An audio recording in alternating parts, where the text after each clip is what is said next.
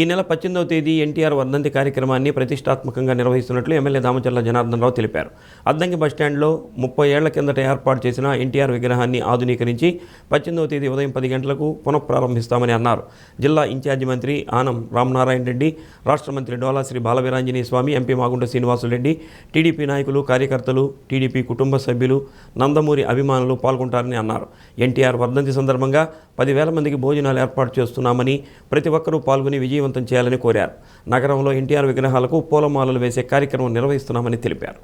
ఏదైతే మన జనవరి 18 అనగానే తెలుగుదేశం కుటుంబ సభ్యులందరూ కూడా ఒక సందడి వాతావరణం.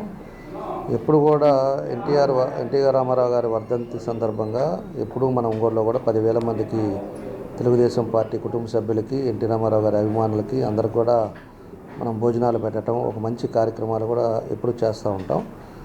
ఈసారి కూడా మనకి అద్దంకి బస్ స్టాండ్ దగ్గర ఉండే ఎన్టీ రామారావు గారి బొమ్మను కూడా అంతా కూడా రెనోవేట్ చేసాం. ఎందుకంటే 30 ఇయర్స్ బ్యాక్ పెట్టారు. దాన్ని అంతా కూడా రెనోవేట్ చేసి దాన్ని ఆ రోజు ఓపెన్ చేసుకుంటున్నాం. దాన్ని మన ఇన్ఛార్జ్ మినిస్టర్ గారు ఆనం నారాయణ రెడ్డి గారు, మన జిల్లా మంత్రి స్వామి గారు, అదేవిధంగా మన పార్లమెంట్ సభ్యులు మాగుంట శ్రీనివాసరెడ్డి గారు, ఇంకా తెలుగుదేశం పార్టీ కుటుంబ సభ్యులందరం కూడా దాంట్లో పాలుపంచుకొని ఆ రోజు 10 గంటలకి అద్దంకి బస్ స్టాండ్లో ఎన్టీఆర్ స్టాచ్యూని ఓపెన్ చేసుకొని ఇక్కడ సంతాప సభ కూడా కార్యక్రమాలు కూడా జరుగుతాయి.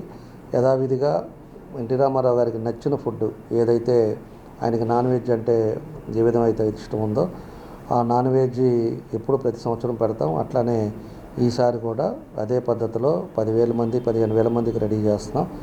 అందరూ కూడా పాలుపంచుకోవాలని తెలియజేస్తున్నాం.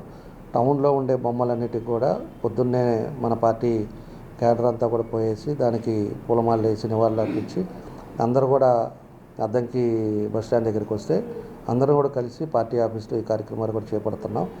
కాబట్టి ఎప్పుడు కూడా ఒక ప్రిస్టేజ్గా తీసుకుంటాం. జనవరి 18 అంటే ఎప్పుడు కూడా ఎక్కడా కూడా లోపం జరగకుండా ఎవరు వచ్చిన వాళ్ళందరూ కూడా కడుపు నిండా తృప్తిగా భోంచేసి వెళ్ళేటట్టుగా అన్నీ కూడా ప్రికాషన్స్ తీసుకుంటాం. అన్ని కమిటీలు కూడా కరెక్ట్గా చేసుకుంటాం.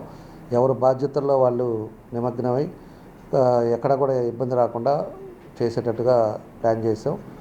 అదేవిధంగా చివరి వరకు చివరి మనిషికి కూడా అయ్యో నాకు భోజనం లేదు, నాకు కూర లేదు అనే పరిస్థితి రాకుండా టిల్ ఎండ్ వరకు అందరికి కూడా నాన్ వెజ్ పెట్టి వాళ్ళందరూ కూడా తిని పంపించే విధంగా ఈరోజు అన్నీ కూడా కార్యక్రమాలు కూడా అన్నీ కూడా చేసాం. కాబట్టి మీ ద్వారా నేను కూడా ప్రజలకు తెలియజేసేది అందరూ తెలుగుదేశం కుటుంబ సభ్యులు కానీ, ఎన్డీఏ కూటమి వాళ్ళు కానీ అందరూ కూడా రావాలి, అందరూ కూడా పార్టిసిపేట్ చేయండి, అందరూ కూడా ఈ కార్యక్రమంలో భాగస్వాములు అవ్వాలని చెప్పి ఈ సందర్భంగా కోరుకుంటున్నాను.